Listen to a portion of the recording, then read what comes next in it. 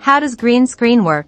Green screen, also called chroma keying, is a visual effects technique used in photography and filmmaking to replace a solid colored background with another image or video.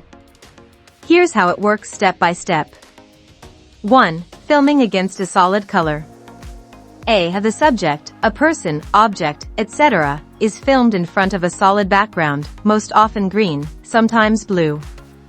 B. These colors are chosen because they're distinct from skin tones and clothing, making it easier to isolate the background. 2. Software detects the color.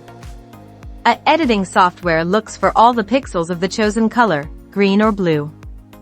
B. Those pixels are then made transparent. 3. Background replacement. Once the background is transparent, you can place any image or video behind the subject, like a city skyline, space, or even an animated world.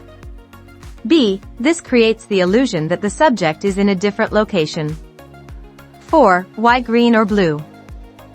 Green is most common because digital cameras are more sensitive to green, making it easier to get a clean key.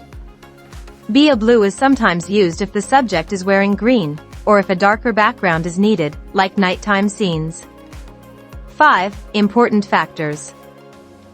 Lighting. The green screen must be evenly lit with no shadows, so the software can easily separate it from the subject.